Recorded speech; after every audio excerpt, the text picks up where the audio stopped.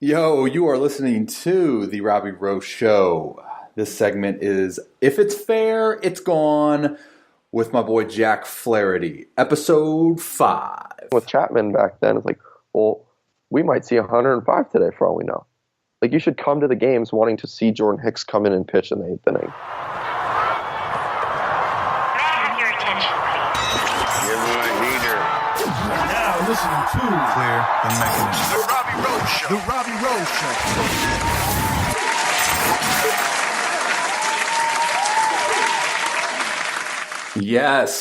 Yeah, we're back. We're back. If it's fair, it's gone where anything goes. My boy Jack Flaherty and I on the mic once again, episode 5, coming at you hot. So Jack and I recorded, and I think, so here's the thing. It's like, I apologize ahead of time. There's brief moments in the show where his audio kind of like cuts back in. To me, I went back and listened to it. I had to cut out the first 12 minutes of the entire show. We did record for like somewhere up north of an hour. But this recording, it's about 45, 50 minutes. But all you guys missed was a pretty heated debate on the 2000 Lakers to the 2018 Golden State Warriors. So I'll make sure to write that down. So next time Jack and I hop on the mic, we'll definitely bring that to you guys, because I know so many of you all want to hear that. But in all seriousness, this is actually like a really good informational episode, and it's so cool hearing opinions from. It's so cool hearing opinions regarding where the Major League Baseball state is currently at from a current Major League Baseball player. And it's great because I have the luxury of literally just texting Jack and like say, hey, come on the show, let's talk about this. And it's always great. So what we do kind of talk about, the highlight of the show, I would say is make baseball fun. How do we go about that? How do we market Major League Baseball to where people are longing to watch it? I think like kind of the NBA and the NFL are doing right now. And then we'll discuss the MLB rule changes that have been proposed by Robert Manfred. Like I said, about marketing Major League Baseball. We talk about celebrating within baseball, kind of that fine line of disrespecting the game and showing emotion and all kind of that stuff. And then we'll finish out the episode kind of regarding where Jack's at currently. He's in spring training, obviously with St. Louis Cardinals, and kind of the cool and exciting things that are coming out on his end from a self-promoting marketing standpoint. So yeah, got a great episode for you guys today of If It's Fair, It's Gone. Appreciate each and every one of you for tuning into these.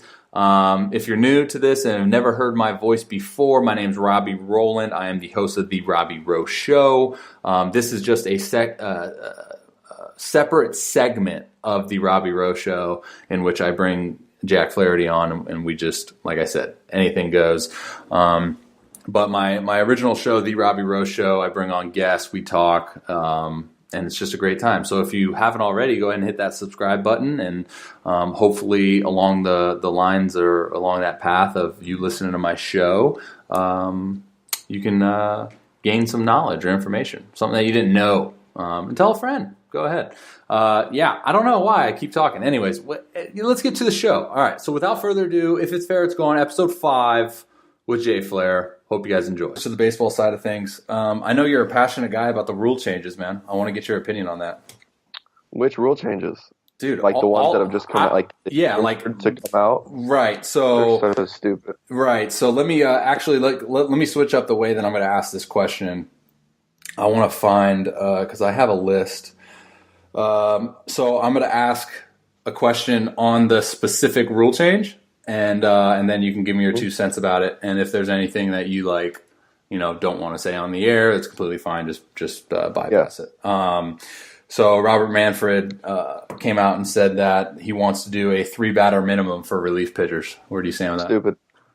Why? What do you mean a 3-batter minimum? So you're gonna make I'm assuming this is just for relief pitchers. Right. So I'm gonna bring in a reliever and force him to face 3 guys. Like, okay, so then if he doesn't but the reason that they're trying to do it is to speed up the game, right? So that they have to face 3 guys. But the thing with the rule is if you face a guy, say there's 2 outs, say a starter goes 7 2/3, a guy comes in to finish that inning and they get an out there, they don't have to go in the next inning. That's part of the rule. So there's like stipulations to it. But I'm just like, you bring a guy in, they're basically just saying like you have to okay, it makes the lefty that gets righties out more valuable. Right. But it takes away from lefty specialists. Yeah, you're taking away you're literally taking away a job from a lot of people. Yes. Yeah. Yeah. And it's just one of those. I just don't get it. I don't know how you can force a manager to bring in a guy and say he's got to face 3 guys because okay, you got to face 3 guys, but that other team can bring in a sub off the bench. Yeah, for one at bat. So it's like if you are gonna force bench him, yeah, if you're gonna force him to face 3 guys, they can't sub anybody in. Like it just doesn't make sense. Like okay, you're gonna bring in the guy that you feel gives you the best matchup, and then they're just gonna bring in so and so, and sub them out, and it's gonna be like okay, well now what? I can't take him out. And it's just like maybe somebody has an off day that day. Maybe they gave maybe for us, like maybe we give Matt Carpenter an off day, and we have somebody out there who doesn't hit righties very well, and we've got 3 righties coming up, and we've got them in a big spot in the 8th inning. They go bring in a righty, and Shook goes, all right, Carp, let's go. Now the other guy's like, all right, well, great, we got runner in first and second, 1 out. Now Matt Carpenter's coming up. And like I get it, it'd still be the same way, but now you're forcing him to face 3 guys. So maybe you bring a guy. Like it's just I just don't get how you can force a manager. Right. Yeah, you take the control out of his hand to face 3 guys. Yeah. No. Because then if Matt Carpenter gets out and then we bring in another guy, and it's like okay, you're just forcing him to face 3 guys. And I get it. They just don't want the whole flip flop of all this. And it's just like, dude, like what? Bring in the lefty, get the lefty out, or don't get him out. That you either did your job or you didn't do your job, and you're gone. And guess what? You pitch the next day. Most times you face 3 guys, depending on how many pitches you throw. Maybe you can or cannot pitch the next day. That's true. It just depends. That's an element that I didn't even think about either, because like a lot of those guys, man, I mean they're getting up there. What would you say, like 70 to 80 appearances a season? Maybe more than half the games. And it's because the ability to come back because of the low pitch count. I didn't even think about that. That's a good point. It depends how many pitches you throw that day. And it's like, okay, this guy just threw, he had a really long at bat with 1 guy. And I mean, I've gone through an inning where I've thrown 25 pitches to 3 hitters because they've given up a bunch of foul balls. Oh, totally, dude. And we've all been there. It's like it just happens. You take one guy. It takes 1 guy with a long at bat for you to throw 1 inning and not be available the next day. Right. Yeah. No, I get it. I mean, I don't see it. I understand where we're at as a whole, and when it comes to like the sport of baseball, I understand that certain changes need to be made when it comes to like how can we go about bringing like excitement to the game. So I guess I'll ask you that as well, as like, where's your opinion stand on like, how can we, cause like our ratings are like an all-time low right now. Like not really many people are tuning in. They think it's too long, too boring. Like, what do you got for us? So take football. There's a very good tweet on this. Football does not have this problem, even though the average football game lasts 3 hours and 10 minutes. The average baseball game actually now is right about 3 hours or underneath 3 hours. Yep. The amount of time that football is actually played is about 15 minutes, I think is what it was, and the amount of time I baseball saw is being that. played. Yeah. Football does not struggle with the same kind of thing. Now I get, play to, and the other thing with football is the ending to football games. A football game can be over with 4 minutes left in the game, where the end of the game doesn't even matter. Right. Yeah. And it could be, or actually, let me change that. The last 2 minutes of the game, it could be a 3-point game if the team has the ball on first down and the other team has no timeouts and there's 2 minutes remaining, the game is over.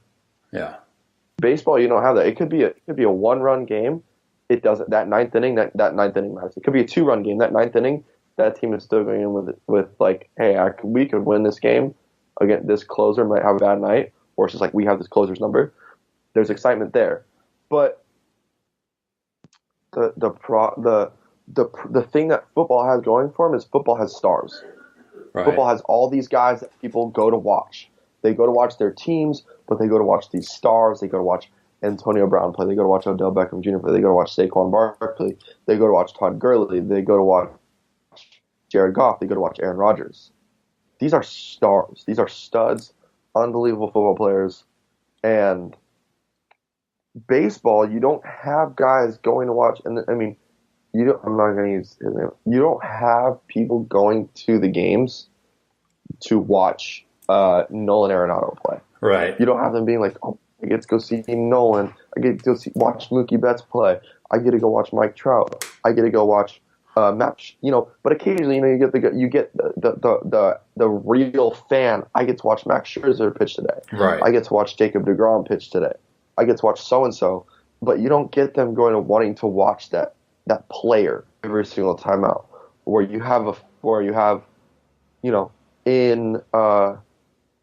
don't have a fan of a player.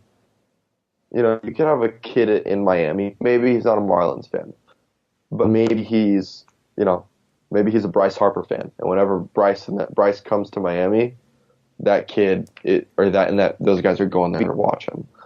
But you also have to. But to make the game more entertaining, you have to do what football does, which is football has opened up pregame to all types of video content. People coming and interacting, basically, like you see the occasional baseball play. Like that's what people love seeing. You see the occasional baseball player in BP playing catch with a fan. You see football players playing catch with fans. You see them interacting, having fun, having a good time. The home team and the away team. But they need to open up batting practice for the home team fans to watch the home team take BP. Yeah.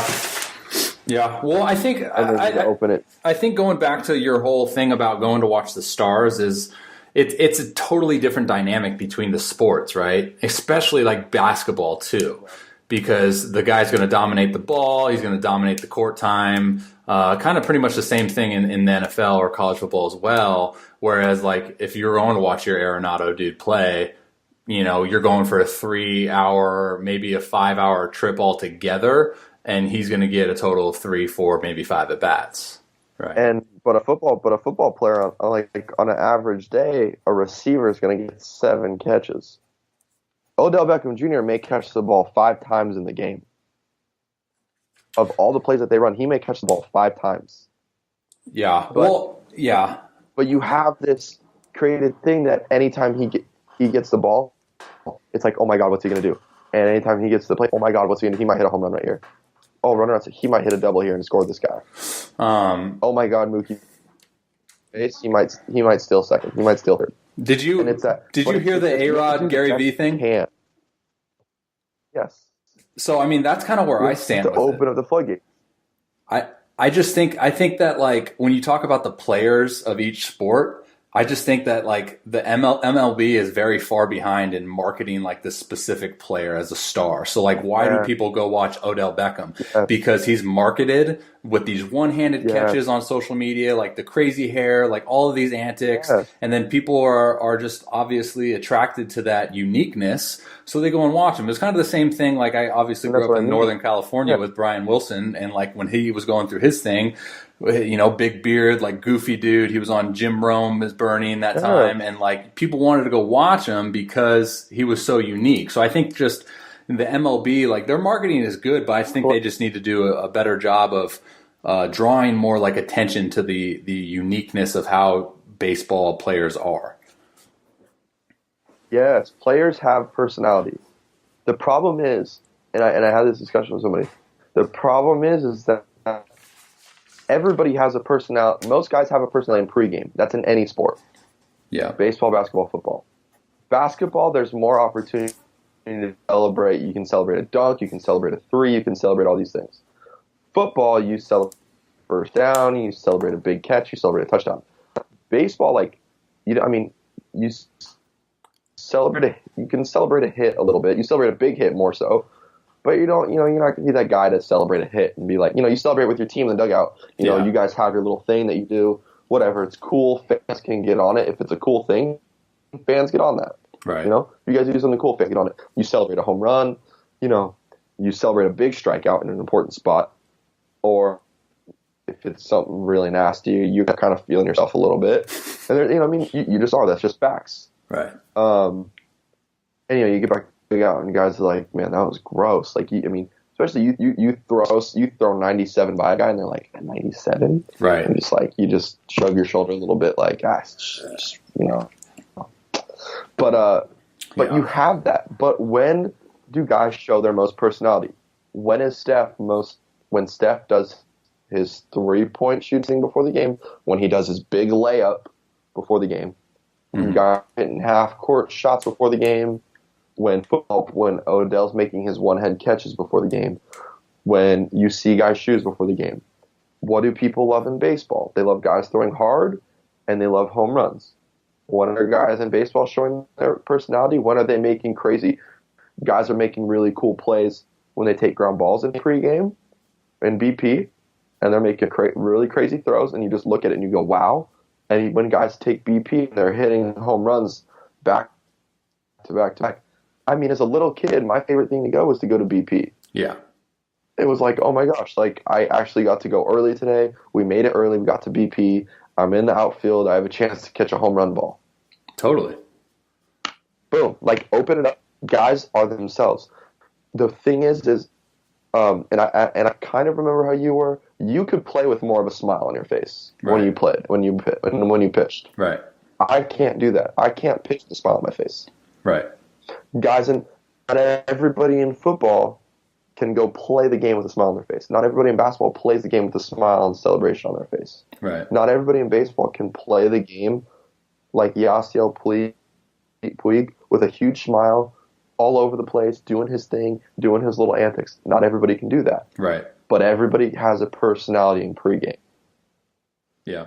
And that's where I think the whole thing is like, oh, the game is so boring. Like, no, you just think we're boring because you just see us in the game. Yeah, you see when that. Everybody moves at a different level. Yeah. Yeah. I think it's about highlighting that, right? Like highlighting, like I think they can, like even the littlest things, like, right? Like Scherzer's grunting, like highlight that. Like Jordan Hicks is doing things that like shouldn't be humanly possible, but yet like, yeah, people talk about him, but it's not on ESPN like the next big thing. I just think it needs to be highlighted a little bit better. And yeah, like Hicks is crazy. When Hicks comes in, it's like, well, how freaking hard is he going to throw today? The same thing with Chapman back then. It's like, well, we might see 105 today for all we know. Like, you should come to the games wanting to see Jordan Hicks come in and pitch, and they've been totally.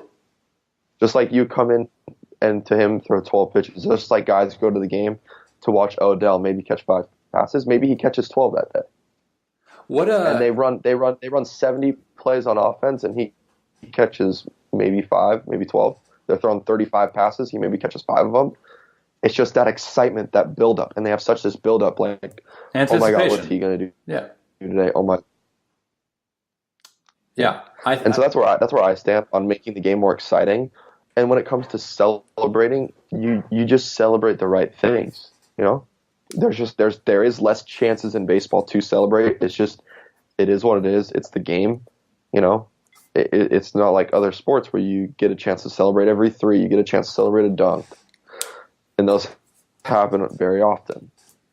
Yeah, no, I'm all for the celebrating thing. I think that kind of gets misinterpreted though along the way with some of the players in the game. Is like we have this fine line, like this very fine line, right? Of like what is disrespectful and what is celebratory.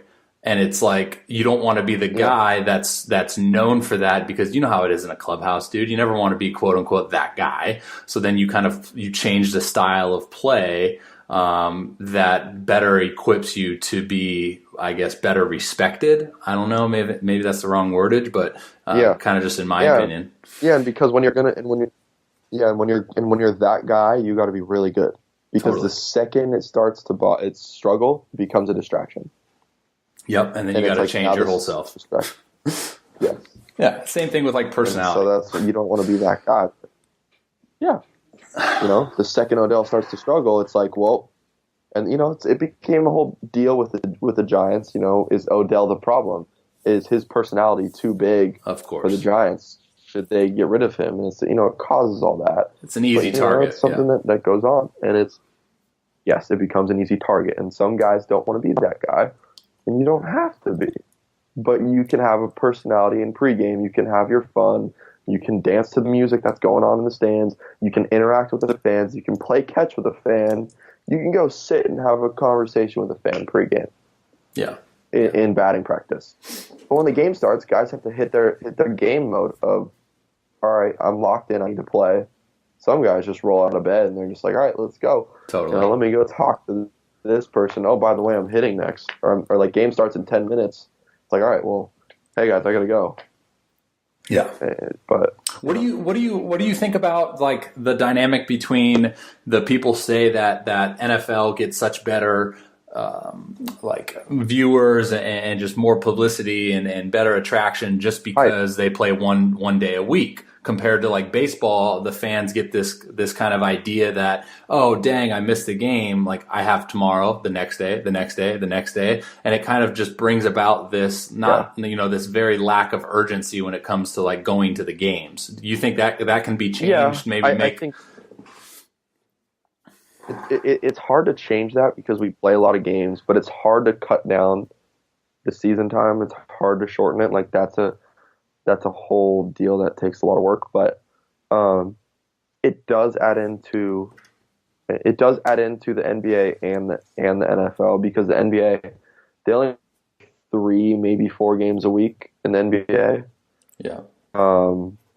So it is a little bit of like, they're like, oh, I missed so-and-so, I missed their game, but I'll see them a little bit later in the week. Yeah. And, especially if they're not playing a good team. With the NFL, it is like, they own a day of the week. Totally. And occasionally, if there's a good Thursday night game, people will tune in and watch. Well, you talk about the anticipation, too. Ratings. Like, NFL has the anticipation all week. And MLB, they don't have that. But what do they do a great job of? They build it up all week. Yeah, because they have the opportunity to do that because they're not playing. So the opportunity that like the marketers have to not spend time on the current game that they're on that particular calendar day of the week, they can spend it on like the Sunday night game or the whatever game. MLB, it's constantly So what MLB has to do, there's 2 things. One is they need to make anytime they do a night in ESPN, they do Sunday night. I'm pretty sure they do Sunday, Monday, and Wednesday. They need to hype those games up and those matchups up way more. So like how before a Sunday night football game, they do a sit down conversation with the quarterback or with like the star player and whoever's playing in that game. They do a sit down conversation and they do a whole pre-game to the game. Yeah. And it's this whole build up that people they tune in, they watch that, they watch the pre-game talk. They watch all of that. There's a little, even for a big Wednesday night game in basketball, they get a shot of, oh, up next we got Steph Curry and the Warriors. So Steph is tying his shoes in the clubhouse, which obviously we know that shot was taken probably an hour ago. Yeah. But, it's like, oh, up next we got Steph Curry and the Warriors taking on James Harden and the Rockets, and they put up a shot of both of them side by side, and you have a little bit of hype to it, and you have a little bit of build up. And you have a pregame show for Sunday Night Football, where you have a sit down conversation, and you have a pregame, and you have all this stuff, and so you need to hype up those games more. And what was the other thing that they needed to? They just need to, and then what they need to do is they need to find you hype those games up. Starters get that kind of hype because we pitch once every 5 games, so it's like, oh man, like we gotta go see Max Scherzer pitch. Yeah. We gotta go see Jacob deGrom pitch. Yeah. It's like we can't miss this game. He's pitching today, and it's like if we miss him, then they're on the road, and then we don't see him again for like 2 weeks. So, but the marketing people, they have to work for stories. Yeah. And you have to find something that you can sell. Well, it goes back to like the consumer, like, you know, the everyday individual. It's the common question of why should I be watching this, right? Like it's with anything when it comes to marketing is why. Why do I need to buy this? You know, why? And it goes to baseball, and I think NFL, NBA, even like soccer does an incredible job. It's the answer of why they need to watch it is so it's everywhere, right? Like you can't turn on your TV or open your laptop to go to like any website or whatever to see, you know, a marketing scheme for that specific sport. Yeah. And I think like Messi, Ronaldo. Yeah, absolutely. And I think the way the MLB does it is they don't really answer that question for the audience of why you should be watching this. Like make it more important. Like why should you be going to watch Jack Flaherty pitch against the Brewers on a Thursday afternoon, right? Like there should be something there. You know, you get that interleague matchup of, let's take this year. Who do we play? We play the West. Whatever. So I don't know who plays who, but like you get that one interleague matchup, and we'll take us. Say we were to play the Yankees in a series, and we play them one series in a year. Well, how do you sell that? You sell it as, hey, we got a potential World Series matchup here between the Yankees, between these two storied franchises, the Yankees and the Cardinals. They got a 4-game set. Could this be a potential World Series matchup? Yeah. Kind of like they do in basketball. Oh, yeah, Warriors, finals Bucks. matchup. Oh, could totally. Could this be a potential NBA Finals matchup? Yeah. Could this be a potential Super Bowl matchup right here? Could we be looking at this coming again in the Super Bowl? And it's like you have to sell it like that, you know? This is a potential playoff matchup. And you're selling this in April, May, June, July, and you just sell whatever you can. Yep. No, I'm with you, man. I think especially in today's day and age, man, with access that kids, you know, not even just kids, dude, like access that everyone has on the tips of their fingers, you know, like the ability to go on Instagram and see all of it or Twitter or whatever the platform may be. It's like, dude, how are we not like doing a better job of that? Maybe they are. I don't know. And people they need to do a better, dude. They do a way better job of, and I hate to go this, but they do a way better job of talking about Vlad Guerrero Jr. than they do Mookie Betts. Well, but look at the build up there, right? Like, look at that backstory. That people resonate with that. People like respect that and want to learn more and want to watch now. I think. Dude, they have him on the top 10 third baseman list, and he hasn't played it. I'm not trying to put down how great he is, because he did hit a walk-off home run to end spring training off of me. Oh, I never knew that. But you want to talk about that? Oh yeah, you haven't seen that video? I'm being sarcastic. You haven't seen that video retweeted sometimes? I know you have. Was it only 1,000? You know, they put the. I mean, it only. I shot the number low. I shot it pretty low. That was their best marketing tactic of the year. Yeah. But they do it, but it's like this guy, and I get it.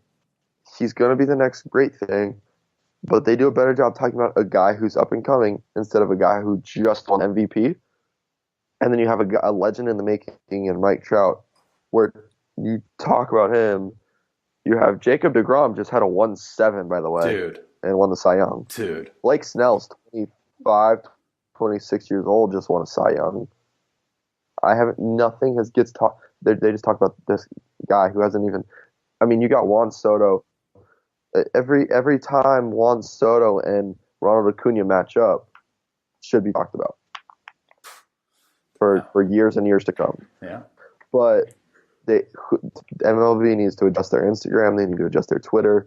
They need to adjust all those things to make that better when it comes to, from a marketing standpoint. Yeah. And it's like, if you're an everyday guy or a girl watching like MLB, you obviously don't know why don't they know what Mike Trout is doing? Why don't they know that is so special? Why don't they know that Acuna and Soto are, what are they, 19, 18, 20 years old? Like, why is that so special that they're playing in the Major League Baseball? Like, I just think that it can be done so much better to make known to the public that what these guys are doing is very, very special, because I think, again, it goes back to what people are attracted to. They're attracted to the out of the ordinary thing. And MLB has an opportunity to present that every single night that those individuals step on the field. And I just think there's wasted opportunity goes, because then the people don't know that those guys are what they're doing, and they don't know the circumstance behind it. And so therefore they don't care. Yeah. Without question. Yeah. Even with Mookie Betts and his bowling, I think that, I mean, they do a decent job of marketing that, dude, but like okay, here's a perfect comparison.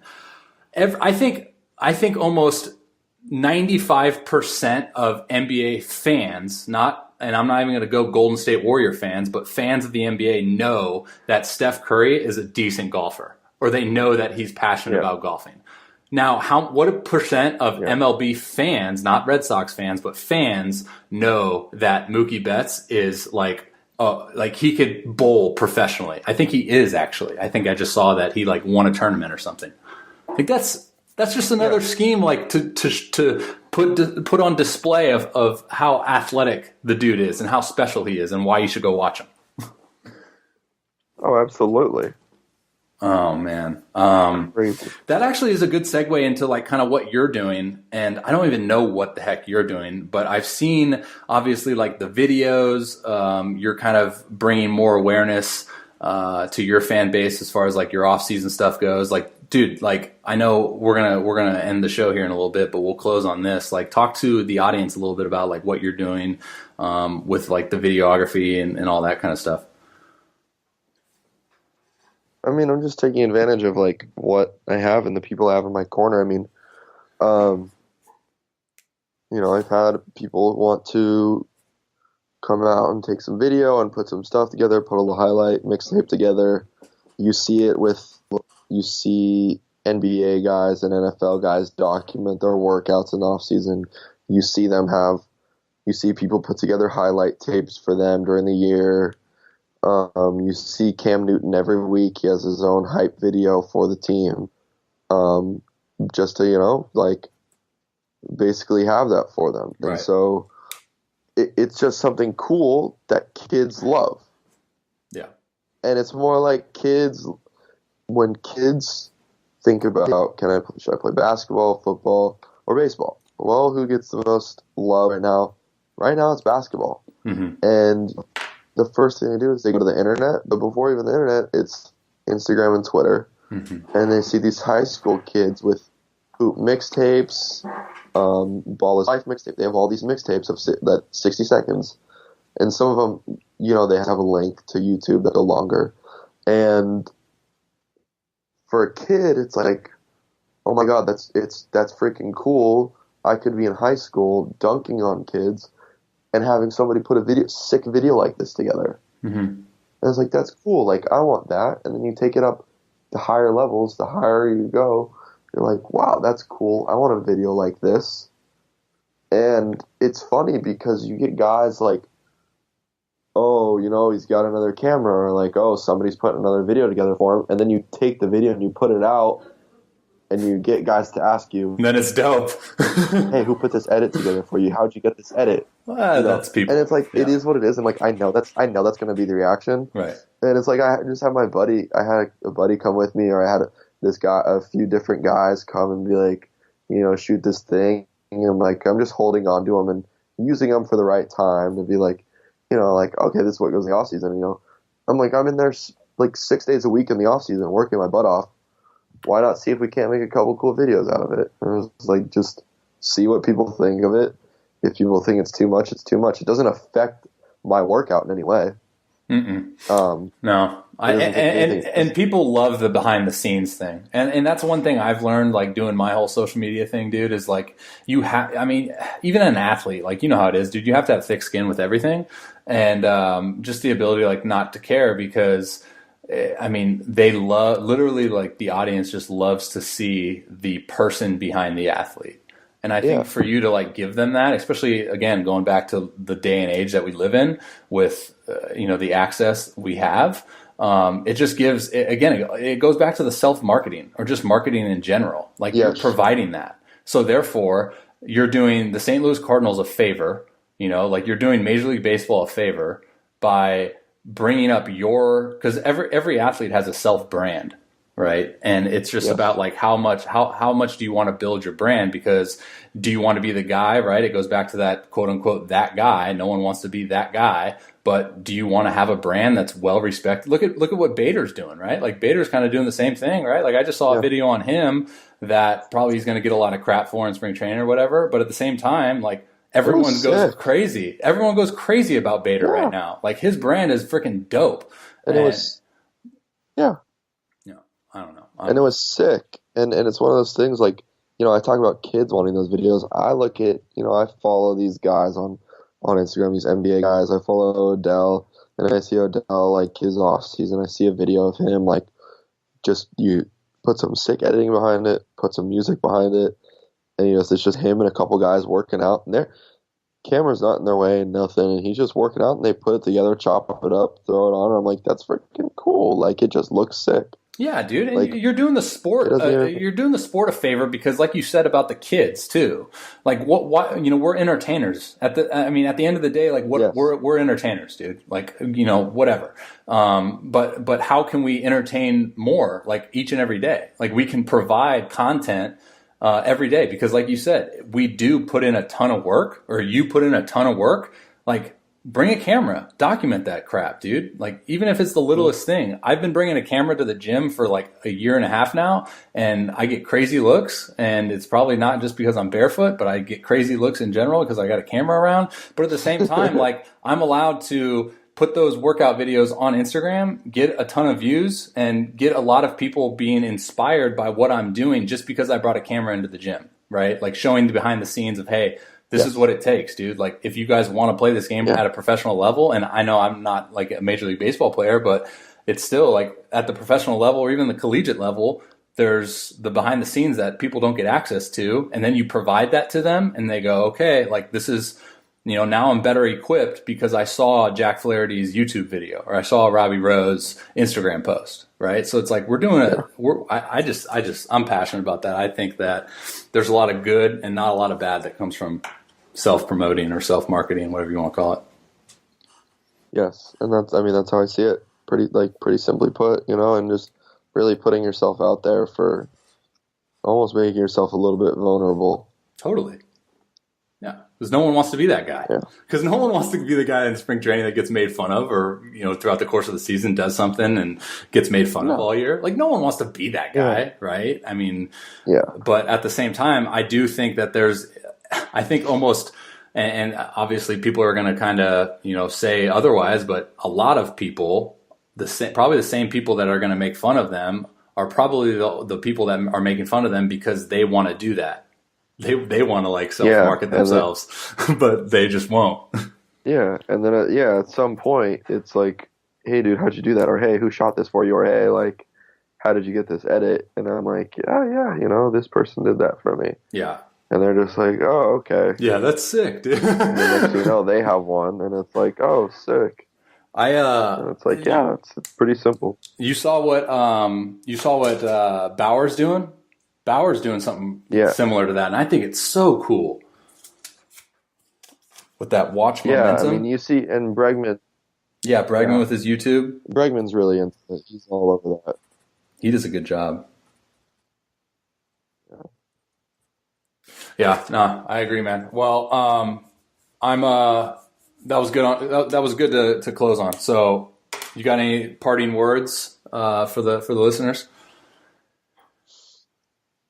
Did you enjoy my bit with Christine, with your girl? Bro, that is my girl, dude. I mean, I know she's taken, but like, because I'm a big Colin Cowherd guy. So like when she was on the Herd, that was I wouldn't say that was the sole reason why I watched it, but I mean, I'm not going to say it wasn't a big reason why I watched it. It was a heavy influence. Very, very heavy influence. So what was that? I actually personally want to know what the heck that was, because I didn't know anything about it. Kind of low key upset that you didn't tell me about it. Well, was super low key. Well, she obviously left Colin. Yeah. Not like left, but like started her own TV show. Right. And I got a call from like my agent was like, hey, they want to have you, they got you hooked up to get you onto the show. You interested? And I was like, yeah. So it went on. We shot that about a month ago, and it just aired today. What is it? It was a lot of fun. What is it called? It was a lot of fun. It's called Fair Game, with Christine Leahy on FS1, Fox Sports 1. And yeah, so I got hooked up into doing that, and they just asked a bunch of questions. I got beat by my mom in a trivia game about baseball. So it's always fun. Your mom was in studio? Yeah, my mom was in studio. They did a trivia and you lost to her? I lost. I would lose to my mom in baseball trivia, 100%. Yeah. Oh, she got me. I went 5 for 6. She went 6 for 6, and I was like, "Are you kidding me?" What was the one you missed? What was the question you missed? 1988 World Series MVP for the Dodgers. You weren't even born yet. That's a tough. Exactly. That's a tough question. What do you got? 1988 World Series MVP for the Dodgers. I'd say Kirk Gibson. I said Gibson. It was Oral Hershiser. Oh, I didn't even think about Hershiser. But that was the same series where he hit that walk-off, right? I guess I should have known because he was hurt. I don't think he played, right? He it was his only. It was like his only at bat. I was like, hey, that goes back to the marketing. Yeah, but people see what everybody remembers. Gibson. Yeah. Well, shoot, man. But your mom got that right. She said Hershiser. Yeah. What a stud. She got it right. So how can I watch that? Like, how can I link that somewhere into the show notes for the people that want to watch that segment, or is it only on TV? Well, I wonder where they show it. Well, it literally just aired today. Yeah, they should probably have like a YouTube clip, don't you think? Yeah, it'll probably be the whole thing. Will probably be on you. The whole thing will probably be on YouTube. Yeah, I gotta imagine it'll be on YouTube. Okay, yeah, because most of the other ones. Yeah. So what you can do is like hit up Kristen Leahy and be like, yo, first things first, my boy Rob, super hot, balded, bearded guy, says what's up, and then say, hey, send me the link to the YouTube video. Or you could just say, hey, where can I find that online? I don't know. But I need the link. What do you have a YouTube channel? Is that where you're pumping out your content, or like what is the YouTube channel that I can link that in the show notes? It's gonna be on their Fair Game. The TV show is called Fair Game. And no. The content you're producing, like not you're producing, but like your bullpen video and all that. It's all on my Instagram. All on my Instagram and my Twitter. Jay Flair, Jack9 Flaherty. It's all going to be on there. But more is going to be coming out now that we're getting into the season, and and I'm getting a lot of stuff finished up right now. Yeah. A bunch of videos are being finished up by the guys that shot them. So it'll be good because I'll have a bunch of this stuff, and it'll just be released slowly as the year kind of goes on. I'll probably have one out there right before the season starts, kind of as a here we go. And it's kind of strategically put out there. So yeah, no doubt. Yeah, but that first, because you only released one video, right? That bullpen video. I think it was you and Max and was Giolito there? I can't remember. Me, Max, yeah. But it looked good, man. And I think if I remember correctly, you wore some short shorts that day. Oh yeah, that was. I mean, I'm all in on. I'm all in on the short shorts. Oh yeah, no. I'm pro short shorts guy. I mean, we can. I'll write that down. Extra freedom. I'll write that down for next episode. How about that? Yeah, that's that extra freedom. That's that extra weight right there. But see what we just did? We just hyped a potential podcast episode topic up by promoting it on a current pod. I mean, look at us, dude. Like MLB needs to hire us because, geez, Pete, man, I can't self-promote anymore. All right, Jay Flair, appreciate your time, man. Always a pleasure. We will be in touch, and looking forward to talking to you some more. Best luck in spring training, and I love you. Always, Rob. Much love. All right, see you, brother. All right, folks, that will be another episode of If It's Fair, It's Gone with my boy Jack Flaherty. Jack and I are going to try to hammer out as many as we can, but obviously he's going to spring training, and we'll see. But thanks for listening, and hope you have a great rest of your day, and we'll talk to you next time we hop on the mics. See you.